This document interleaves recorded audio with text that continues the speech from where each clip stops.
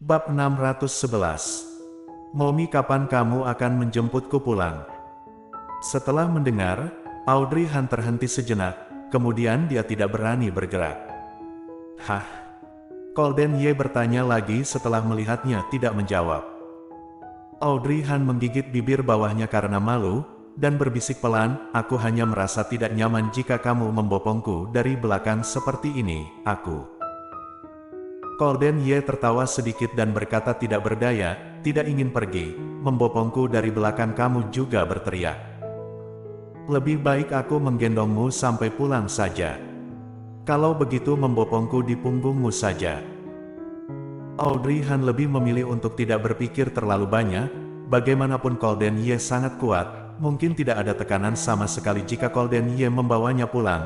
Audrey Han juga malas untuk meladeninya lagi. Setelah berpikir seperti itu, Audrey Han berhenti memperhatikannya. Langit semakin gelap, dan pejalan kaki di jalan akan selalu melihat mereka, kemudian berjalan melewati mereka dengan tatapan iri.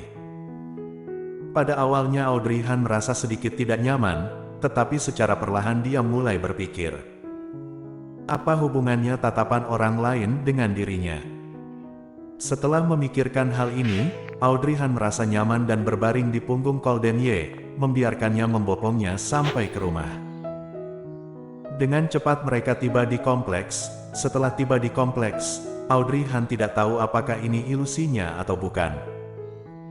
Dia merasa langkah Colden Ye tampaknya menjadi sangat lambat, dan setiap langkahnya sangat lambat.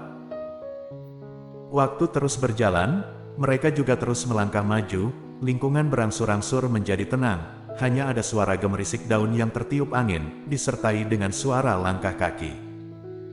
Saat itu, segala sesuatu di sekitar tampak menjadi sunyi dan indah. Audrey Han hanya bisa mendengar napas Colden Ye dan napas diri sendiri saja, dengan sangat jelas. "Kamu hari ini," Colden Ye tiba-tiba berkata, dan suara pria itu perlahan terdengar. "Apa?" Audrey Han bertanya dengan curiga. Colden Ye terdiam dan berkata, "Bukan apa-apa." Lalu ada keheningan di sekitar. Colden Ye membawanya kembali ke lift, dan kemudian menurunkannya. Setelah mencapai lantai 18, Audrey Han tanpa sadar mengikuti Colden Ye keluar dari pintu, dan kemudian berdiri dengan tenang. Setelah mendengar suara Colden Ye memasukkan kata sandi untuk membuka pintu sebentar, Audrey Han tiba-tiba tersadar dan menatapnya dengan heran. "Kamu, bagaimana kamu tahu kata sandinya?" Colden Ye memasuki pintu sambil memegang tangannya, tanpa mengubah ekspresi wajahnya. "Aku sudah langsung tahu setelah mendengarmu menekannya beberapa kali." Sebenarnya, dia tidak sengaja melihatnya sekali, tetapi dia tidak pernah lupa, sekali saja sudah cukup. Peng! Setelah pintu ditutup, Audrey Han masih tampak bingung. Setelah itu dia baru bereaksi, dan berkata dengan marah, "Kamu, apakah kamu mengintip ketika aku menekan kata sandi sebelumnya? Kamu sudah tahu setelah mendengar aku menekannya beberapa kali saja. Kamu pikir aku anak berusia 3 tahun.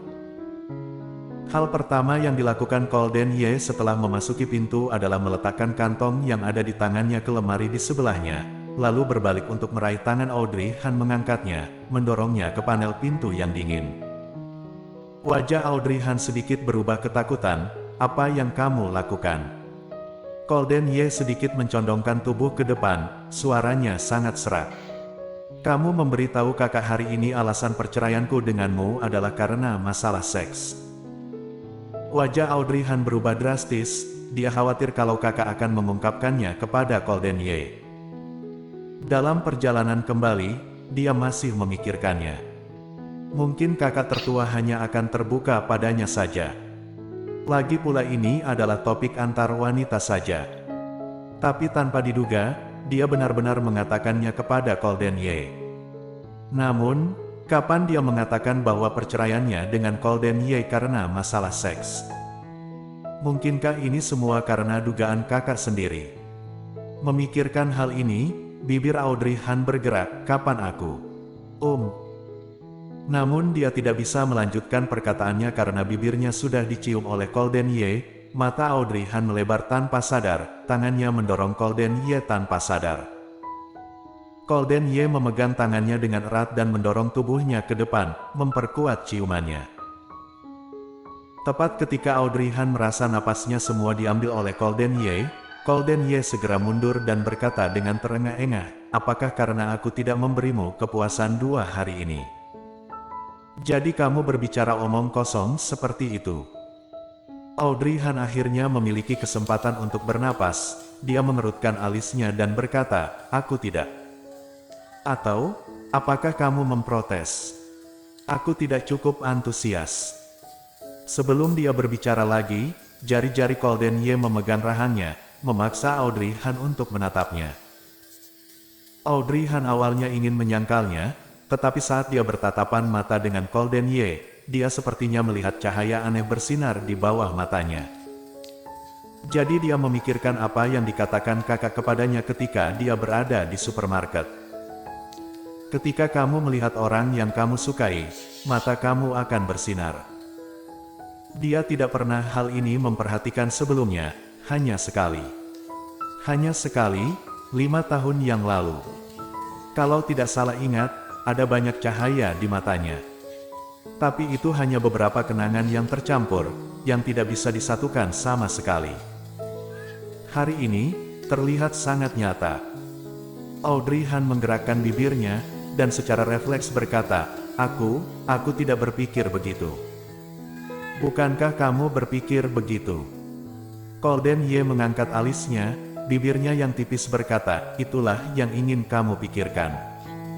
Audrey Han. Telinganya agak panas. Golden Ye memaksanya untuk menggenggam jari-jarinya erat-erat, tatapan matanya menjadi gelap, dan berkata, "Kalau begitu, maka aku harus memberitahumu secara langsung apa itu." Bergairah. Ketika kata-kata itu selesai, dia langsung menundukkan kepalanya dan mencium bibirnya, tanpa memberinya kesempatan untuk bernapas. Setelah bangun lagi, Audrey Han hampir putus asa tentang kehidupan. Dia berbaring di tempat tidur dengan tertutup oleh selimut dan berpikir dalam hati, apakah pil kontrasepsi yang dia minum sebelumnya masih berpengaruh? Apakah dia membutuhkannya lagi? Tapi setelah memikirkannya, dia tidak bisa banyak minum obat lagi. Benar-benar menyebalkan. Audrey Han berguling dan menutup matanya.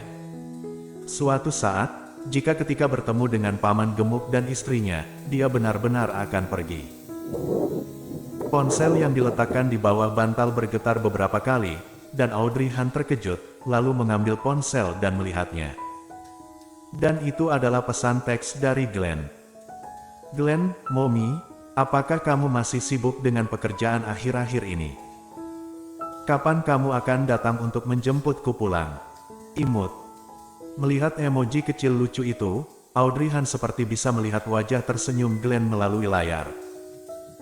Sebenarnya akhir-akhir ini, dia juga sangat merindukan Glenn setiap hari.